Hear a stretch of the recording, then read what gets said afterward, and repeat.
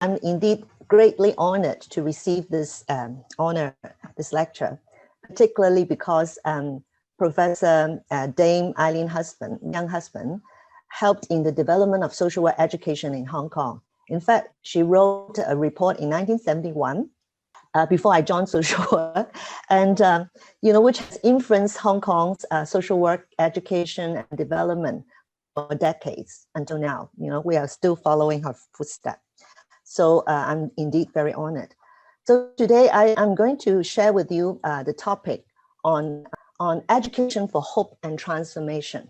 Okay, so I think this year is an awful year. And according to Time magazine, it calls 2020 the worst year ever since World War II. And New York Post even called it the year from hell. And we have experienced a lot of chaotic situations like the Australian bushfire, the locust plague, the COVID-19 pandemic, the US stock market crash, Black Lives Matter protests, Beirut explosion, US presidential election, and it's all these repercussions, etc., etc. So I think for the whole world, this is a chaotic year. This is a year of loss. This is a year of helplessness and hopelessness.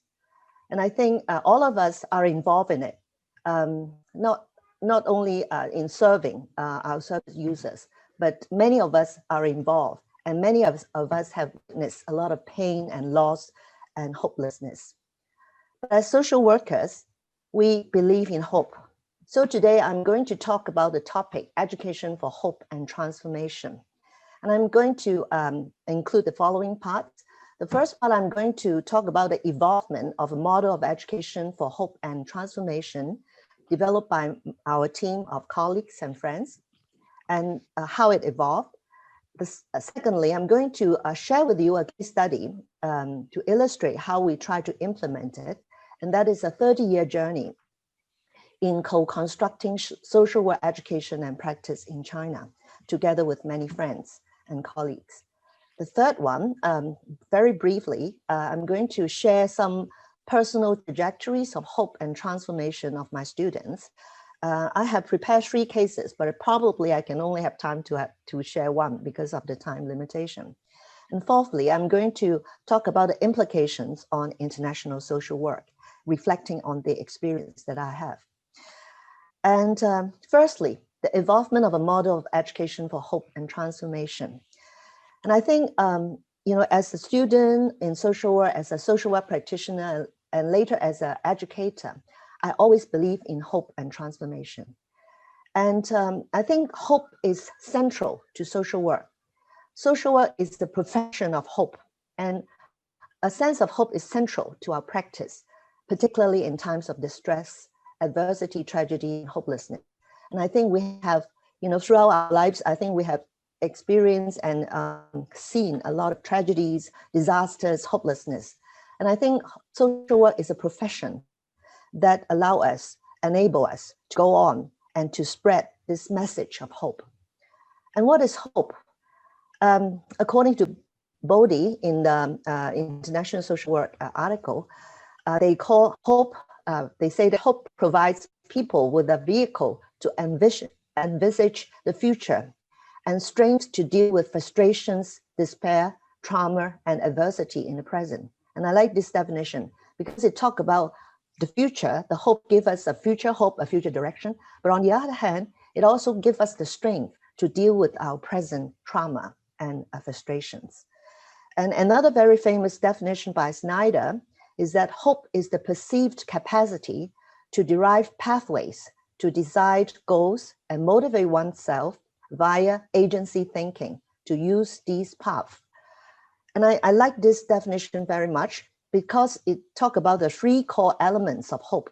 Firstly is the pathway. It provides a pathway, just like the photos that I'm showing. There's a pathway, a direction. And secondly, it has a goal. It has desired goals for us to hope for, to work towards. And thirdly, agency thinking. That is, we as social workers, we as human beings, we are active agents, and we need to use our agency thinking to use this pathway to develop the pathway to hope. And I think as social workers, this is all the more important to develop a culture of hope in our workplace and in working with our service users.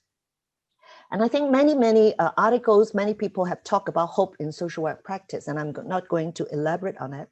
And whether working with older people, young persons, suicidal cases, mental health issues, etc., etc. A lot has been written and done on how to use hope as a way of helping people to change and search for the direction.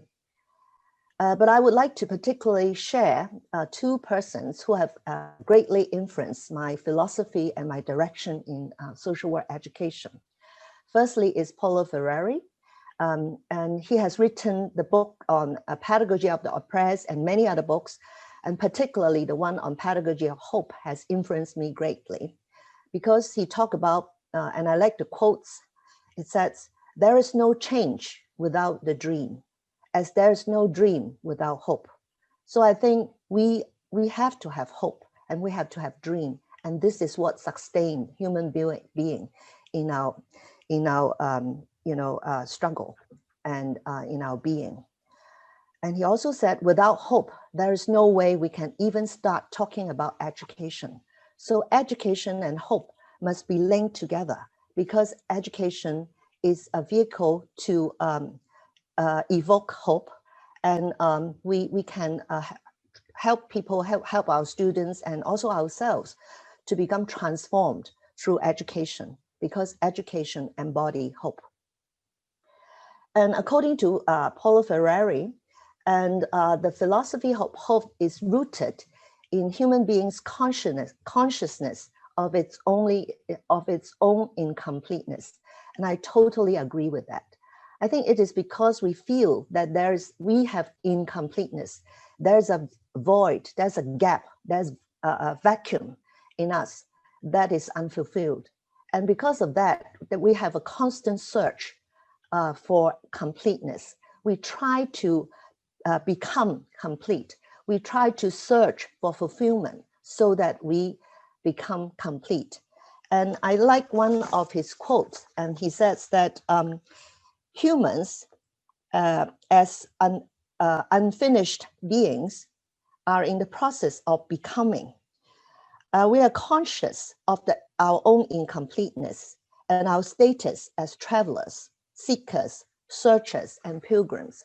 And I personally, and I think my students and many others agree, that we're constantly searching and we're trying to contribute something to humanity, and we could do so to become more fully human. And according to Paulo Freire, the hope of education is not so much to instill hope, to give hope, but rather to evoke or to awaken hope among our students, among those that we work together. And we have to evoke hope among them and among us so that we can, facilitate each other to go work towards hope.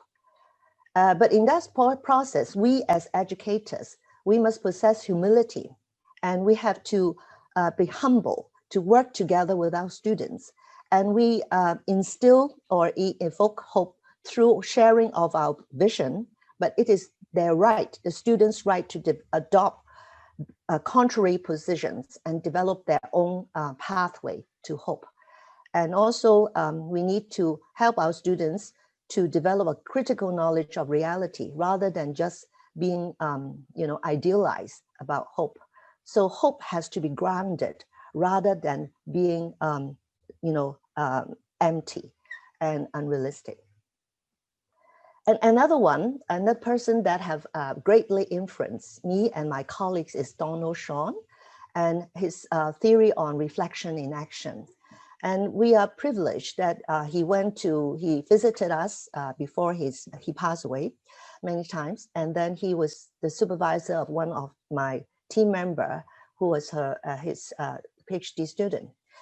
And according to him and Chris Agiris, they pioneered the idea of double loop learning. That is, we should not be satisfied with the single loop learning, which focus on understanding or reflecting on the goals, values, techniques, and results.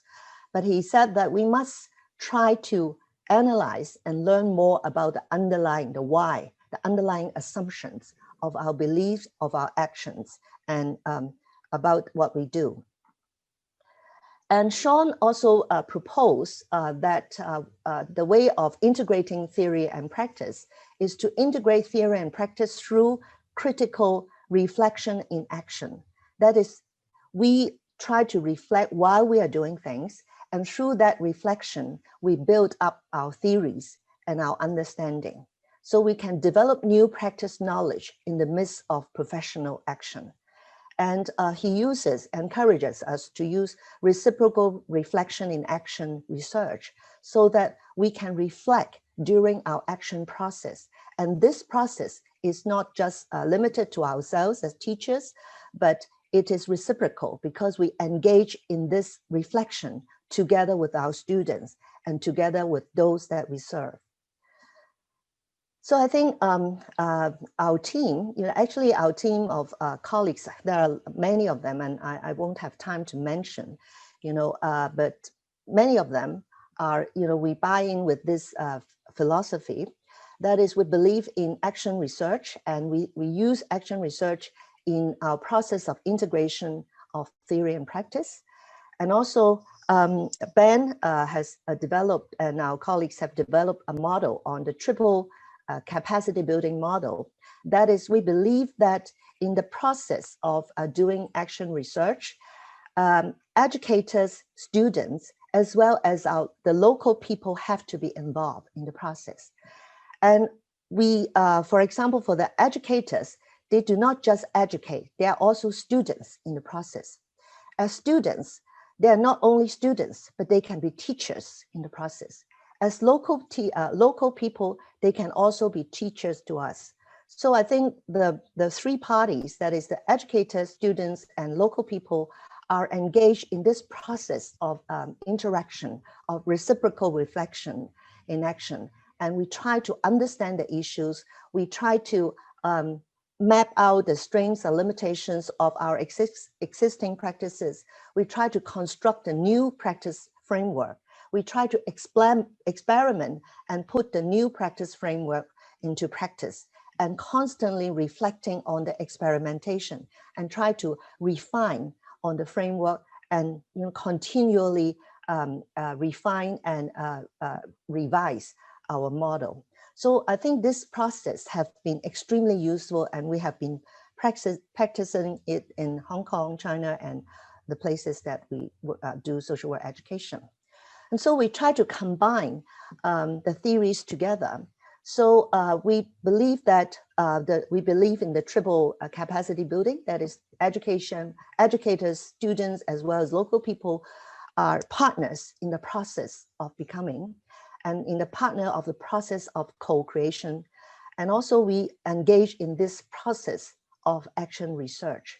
And this process we have been using in our education process in many places, and we find it extremely useful. But I think the most important core is the word hope that we put in the middle, because without hope we are just working around. But hope is the force, the power that drives us into action, and it is because we share the common hope of changing society, changing people, changing policies and structures, etc. So the hope is our motivating force to move us on, to motivate us to engage in the processes. So this is, and also I think the model that we have developed is constantly being revised because it's not static. We constantly engage in reflection on what we are doing and how we can further improve on our process of education and practice. And I would like to share with you about trajectory of hope and transformation. And I personally have gained a lot of insights and learning from this trajectory. And my colleagues will agree as well that they have learned a great deal throughout this process. And this is a journey of co-constructing social work education and practice in China for the last 30 years. That is from 1988 to 2020, we have been energetically involved. And I think this process has been very revealing and enriching and awakening, and has confirmed, helped me to confirm the importance of hope and the need to do transformation in social work education.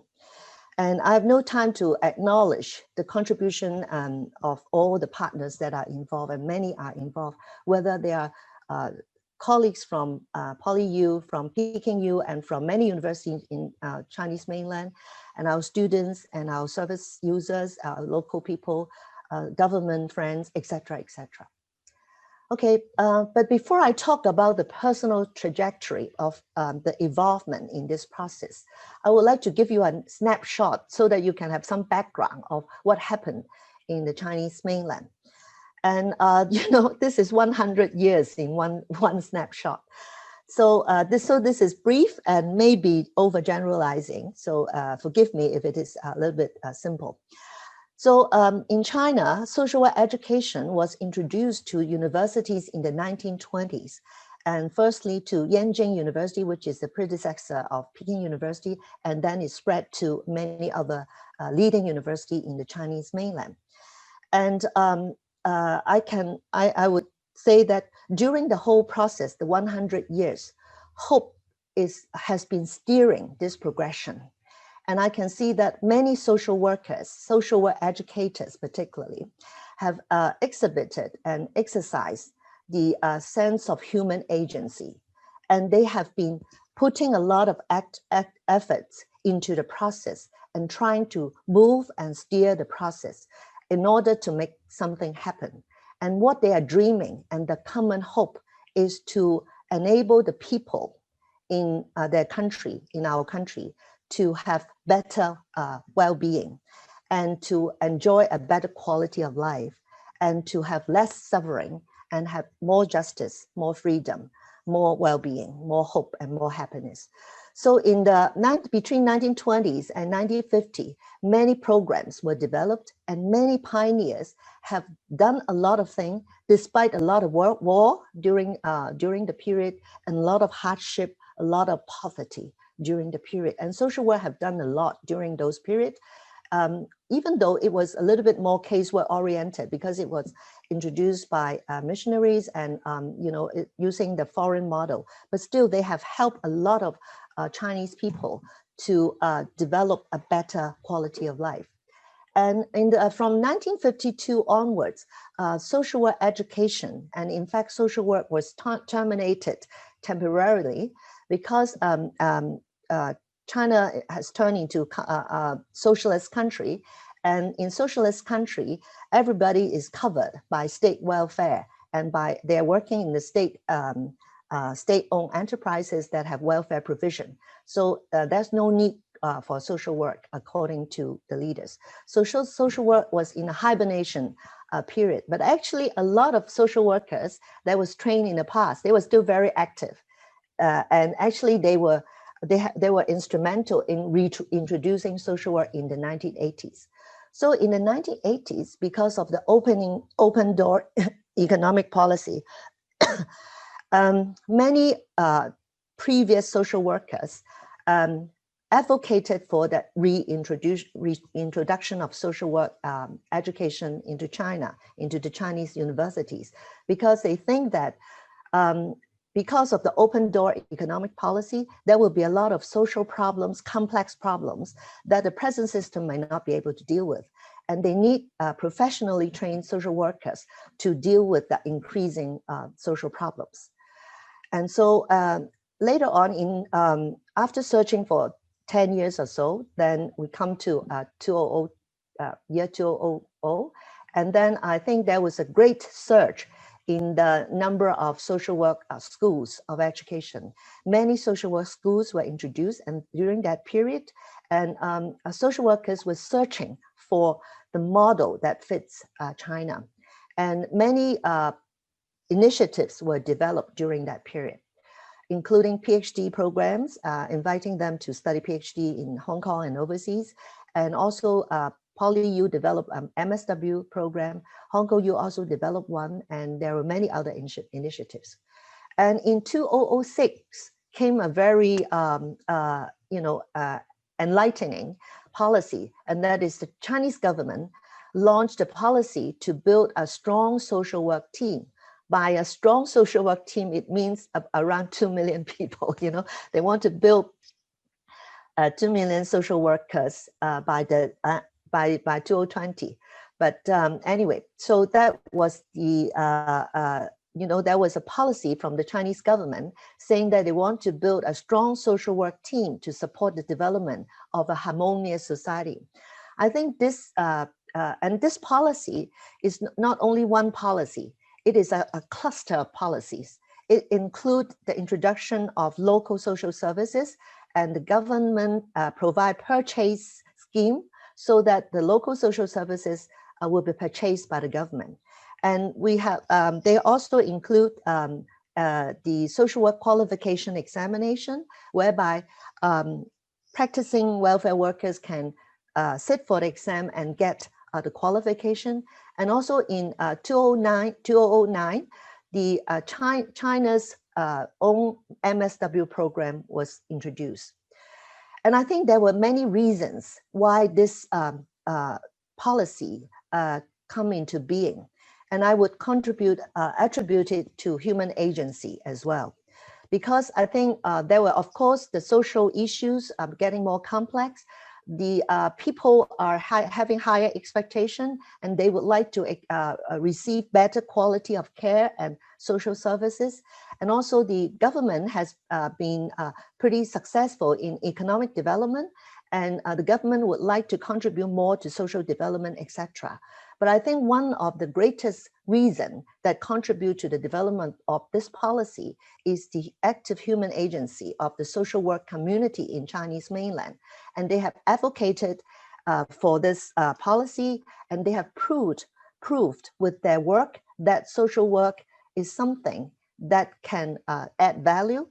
And also in the year 2008, because of the Wenchuan, the Sichuan earthquake, so it also, many social workers did really great work by, providing needed services and helping the social reconstruction in the disaster area. So that has given the track record, and the Chinese government see social work as a valuable partner in steering this harmonious society. So I think there are many reasons contributing to this cluster of policies.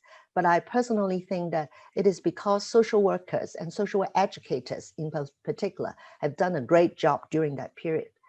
And in 2020, I think I would call it a soaring period, because the Ministry of Civil Affairs, there is a new 5-year plan. And according to the new five-year plan, there are a lot of initiatives that support the development of social work in China. And I think one of the very enlightening one is that by the year 2025, that is the end of this 5-year plan, the government wants every part of China to be covered by social work stations. Of course, the social workers might not be as high standard as we might like to expect, but I think it is a step in the right direction. So I think this is a snapshot of the development, and I think that development is quite encouraging. It's very encouraging, and I think this can show that the social work community have done a great job and in steering this development, and I can see that this is hope that has driven them to go forward in this direction. And I would like to share my personal trajectory and my trajectory with my colleagues. And so I would like to divide it up into several periods, whereby we try to work together with our colleagues in China. You might realize that I sometimes call we and sometimes I call they, because I have this mixed identity, and I have to explain a little bit to our overseas friends why this is international collaboration, because Hong Kong was a colony for many years, over 100 years. And Hong Kong was a British colony until the year 1997. And we, including me, of course, were educated in the Western tradition and British education system. And so actually, people in Hong Kong and people in the Chinese mainland have experienced pretty different socioeconomic, especially cultural, upbringing. And our context is pretty different, and our way of thinking is very different. So actually, it's not easy, to collaborate. Actually, it takes some time for us to understand. So I would like to share with you the trajectory and how the sense of hope has driven us to go forward, and also the sense of hope has helped us to resolve a lot of challenges and problems in the process. Okay, firstly, I have to very be brief because I'm talking about 30 years in a short period. And the first period is from 1988 to 1990. It's a short period, just 2 years. And that was a period that we were very excited, but on the other hand, later on, get very frustrated because we were not very successful. During that period, I think people from Hong Kong, social workers from Hong Kong, were extremely excited to learn of the news that the Chinese mainland is developing, reintroducing social work education to the universities. And we were extremely excited. So we were all, gathered, and we were all volunteering to help in this process. So in 1988, IASSW, Zhu is here, we organized an IASSW seminar on social work education. It was supported by IASSW by a donation. And so we organized, I was the on secretary for IASSW at that time. So we have a working group on relationship with China that we organized this seminar. And we would like to do, through this seminar, we would like to introduce international social work education models to China. And we would like to help China to build connections with international and external communities, including Hong Kong, because at that time it's still not going back to China yet, where Hong Kong has longer history and other countries have longer history of development. So at that time, we were very simplistic because we thought we would like to help, and we would think that the model that we're using in Hong Kong, in Singapore, and in other parts of the world can be transplanted, can be borrowed, can be used. So we were very excited to share, and we volunteer ourselves to help. Okay, and also another thing we have done is that the PolyU was invited by Peking U to help in teaching the subject, Introduction to Social Work. And I and myself and Pauline, the PhD student of Professor Sean. And so the two of us volunteered to help in teaching. Actually, we were pretty good teachers, we thought. And we taught in Hong Kong and other places in Singapore, etc. And our feedback was pretty good. So we taught, and I used the materials, and I remember we prepared it very well. But I think during the discussions, I can see the students were not satisfied. And the teachers were sitting in the classroom to listen to us, especially Professor Wang, And I think they were dissatisfied. And because they thought, oh, these especially the values were not useful to them. The value of self-determination, confidentiality, all these, respecting your independence, etc., etc. All these values that are quite alien to them, because for them, the value of self-determination is something they cannot agree, because usually they make decisions with a clan or with this family, and if somebody got pregnant, for example, or somebody have a problem in university, they usually go to their immediate family or the clan to seek help. But self-determination, etc., etc., is something that they cannot understand. So they raise a lot of questions, and also the processes. They think a little bit the school group work, case work, community work, and they say that we're already doing that in our community. Why do we need social work? Why do we need training? Because we're already doing it in the community. So they raise a lot of very, very critical questions. So we had a discussion among the teachers of both universities. We had a reflection, and we decided that we're not going to teach anymore, because the more we teach, the more problem we might create, and it might not be good for our Chinese friends. So even though I'm very enthusiastic to teach, but we know that we cannot teach, and we are not qualified to teach because we don't know enough to teach. So we have decided to engage in a partnership process to search for the nature and the purpose and the pathway for social work in China together with our friends in the Chinese mainland. I should say Chinese mainland, but China is short up. Okay. So we have decided to embark on this journey. So what we did is that in the coming 10 years, we embark on a companionship model. That is, we walk together. We decided to walk together with our friends from Chinese mainland and to search for the nature and purpose. We are just accompanying. We are just companion. We are friends that walk together with them. But they are the one to develop their own model that suits the Chinese context. And we developed a 5-year tripartite academic link project with Nottingham University, PolyU, and Peking University. And the reason why we did that is not because we want to borrow from Nottingham or from England. And Professor Stevenson was extremely helpful. And because we believe in triangulation and dialogue, and we want to use the British models, we visited the community care, et cetera, a lot of services that they are doing. And we engage in a critical dialogue, critical reflection on whether the model that they are using is useful for China. And we're very critical. And every night, I remember we engage in discussions until very, very late. And the most often question we ask, or especially our friends from Chinese mainland ask, is what is social work? What is social work for? And why do we need social work? Why do we need the social work that you are talking about?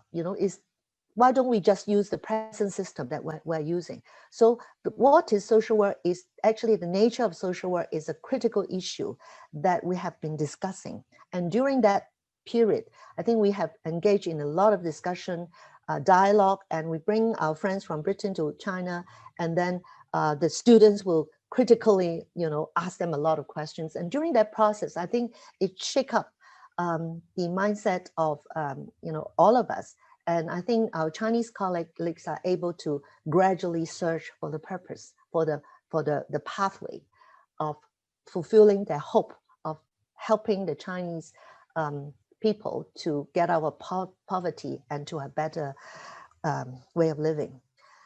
And then I would say that I think these years are arbitrary.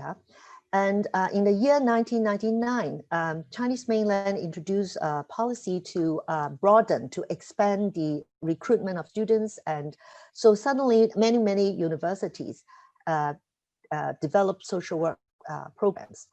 And so we had a fear because the fact that there are so many new schools of social work in Chinese mainland means that there are not enough teachers, social work teachers.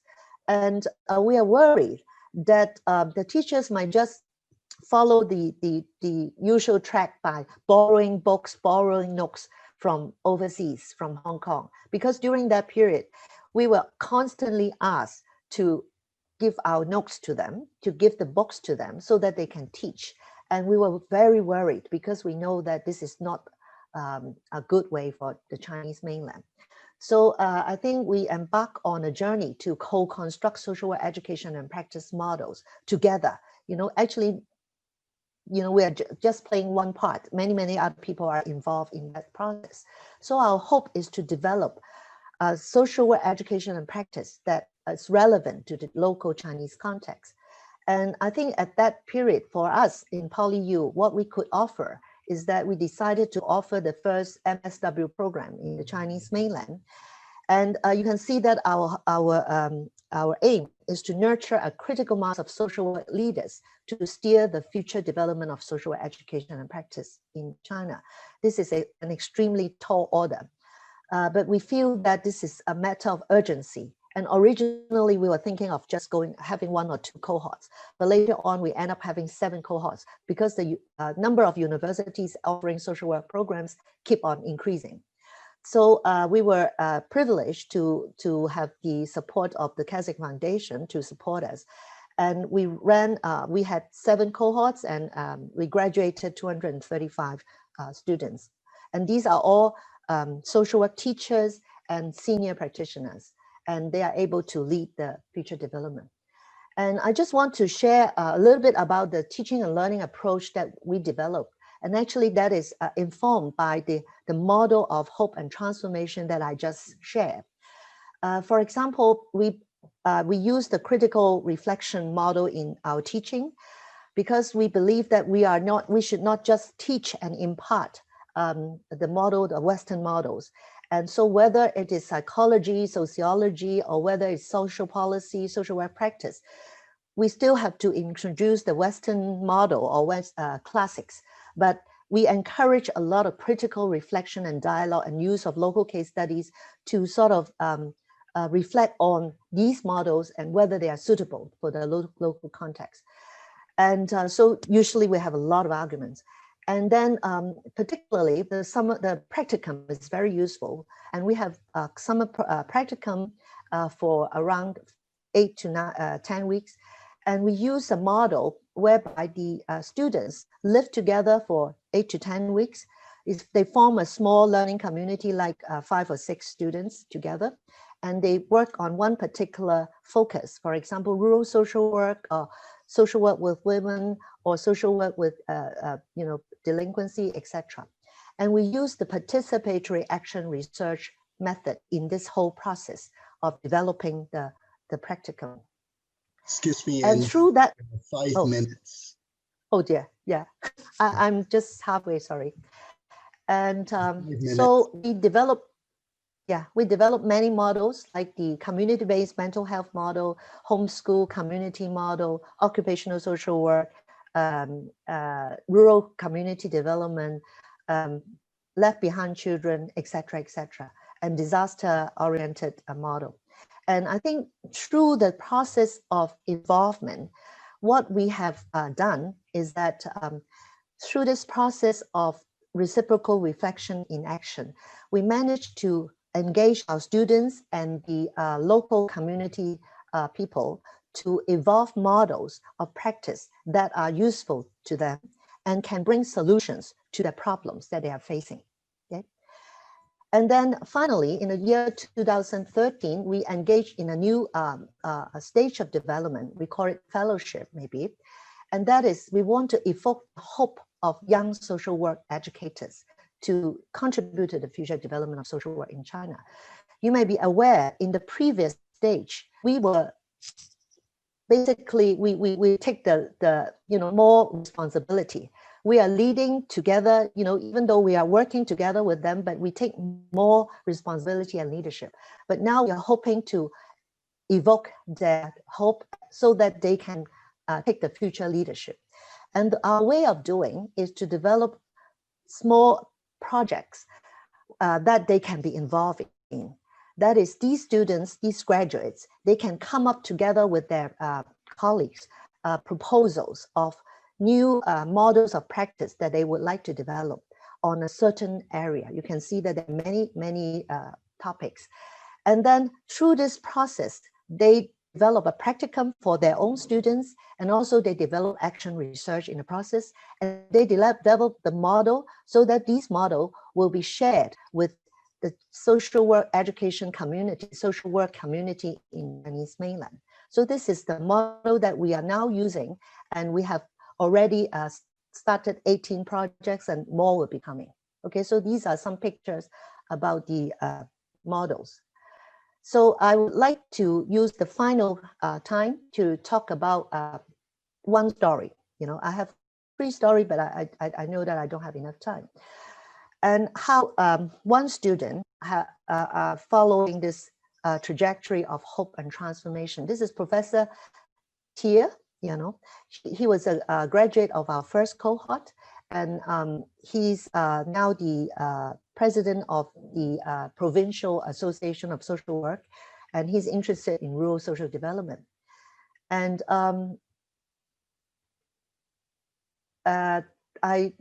did an interview with him, and firstly I asked why he studied social work, and he said that he's not interested in teaching Chinese. He wanted to know something more, and social work seems to be interesting.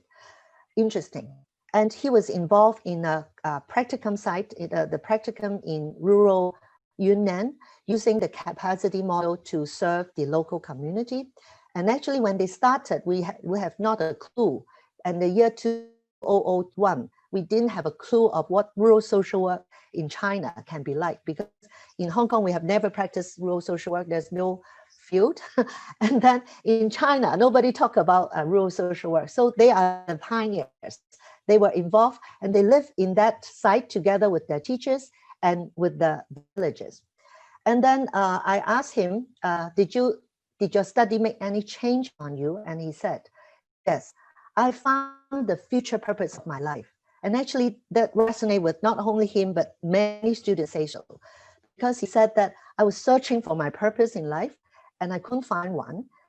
But after working in the community with the rural villages, he found that he was changed by the process, and the villagers were changed, and they find common solutions to solve some of the local problems. Gradually, the way of solving those problems increased, and initially it was simple, like using the arts and craft and helping the local women to develop co-op to gain a way of living, etc. So they give, he said that social work can give me the opportunity to do something for society. So this is the future purpose in my life. And he said that social work has the power to bring changes for the people in real life. It is not just talking, but it's in real life. And another classmate of him in the same practicum, he said, I was searching for a purpose in life all along, but could not find it.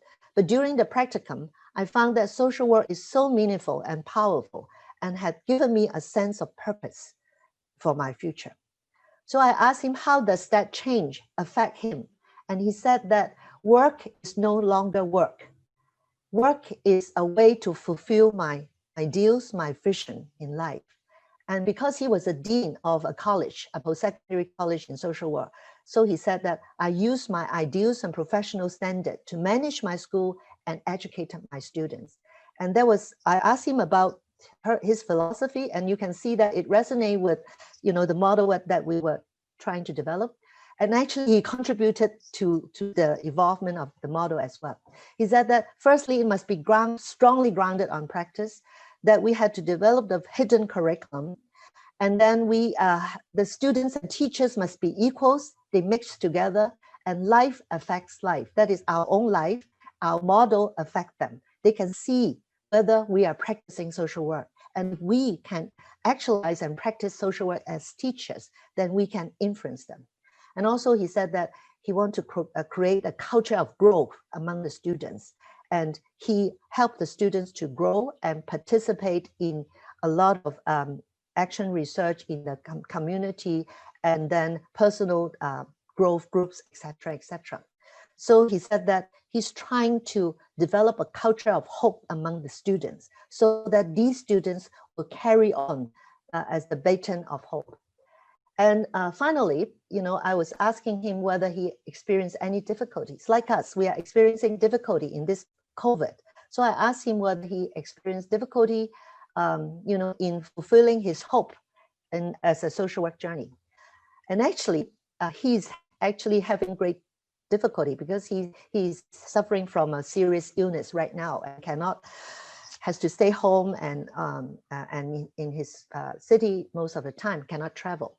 So he said that even though I have illness, but I will still go on. He's trying to do things that he couldn't go to the village. So he's doing things using his laptop to do counseling for those young people with addiction, different types of addiction. He said that I will continue to help in developing the younger generation of social workers until my last breath. And then he said that during the disaster, the Sichuan disaster, he was involved in the reconstruction. And that was an extremely remote and harsh area that he was in. And then he said that he struggled together, brought a team of students, and they overcome a lot of problems. And the project that they built is now still going on. And also he recruited one youngster from that village and trained him as a social worker. And he has returned to that remote village, remote part of ethnic community, and to take on the baton to be a social worker. So I like his quote. He says that I'm like turtles. I walk slowly, but I know my direction and I will reach my goal eventually. I won't be a rabbit and I cannot, but I can be a tortoise and I walk slowly, but I have the direction. I have hope in life. So finally, he said that social work is a powerful powerful source to bring change. And it is a profession that can foster the well-being of people and can bring hope and realistic changes to the community. So I think, you know, I just share with you our trajectory of hope that is shared by us, teachers, students, and the community people. And I think it works. And I think for me, during that process, I've learned so much. And I can see that without hope, education is, you know, has no impact. And then education is not education. So I hope that we as educators can cherish our opportunity to evoke hope among our students, among our community stakeholders, so that we can bring hope to our school, our students, to our community, to our profession, and even to the world, because I think social workers can do so. And I think through the global agenda, it is an extremely good opportunity for us to evoke hope among the people while we are experiencing this hopelessness. I think every country should have its own trajectory because we are all different. And I think it is the human agency of the social work community that contribute to the development, to the unique trajectory of that particular country or region.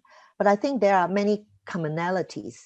And I think, firstly, of course, I emphasize on the centrality of hope. That is, if we, you know, just do social work as a technician, we just teach the skills, the methods, then it wouldn't lead to anywhere. But if we build up the common direction, focusing on the common goal to raise the standard of quality of life in the community, to solve poverty, etc., etc., and it will inject hope, and then it will develop the social work in that area. And of course, I would like to share, I just go the heading, because I have this section that I have not completed, but I have no time to do so. I think there are several principles that I would like to share with you, 7 principles. The first principle is that we have to share common hope and vision among us, educators, students, and our community people. Second, we have to have genuine trust and respect for each other with among our partners, including our fellow colleagues, our students, and community partners. And we should have genuine trust and respect. And without that, we cannot go forward. And thirdly is shared leadership. Even in the village that I just talked about, where the student, Professor Tier, was enlightened and awakened, I think it is shared leadership together with the local people and us and the students and the officials. All we share the leadership, and it is through the shared leadership that we can really inject hope and develop the model. And then respect for diversity. We have to respect the differences, and also using the dialogical approach and use of participatory action research process. I personally think that even though we are very different in different countries, but I think the use of participatory action research process is common. And, you know, of course, it is not the only way, but I think this is a very useful way that we have experienced. And I think the use of participatory action research process is good in the development of our own curriculum, development of projects, as well as, you know, the process of building, community building. And I think it has been very useful. I think it's a mindset, and also it's a process that we engage in our everyday life. And finally, humility. And I think Mel Gray, in his article, she talked about the practice of humility. And I think all of us experience that when we are doing international social work. Humility is core and crucial to the development of international social work and to the development of partnerships. Thank you very much, Angie. I think that's the whole idea of social work, bringing hope and also transformation. And your talk has been very inspiring. We will be posting your video online, and there are many good questions, but we cannot take them because our time is up. So let me just thank Angie and also thank for the excellent presentation.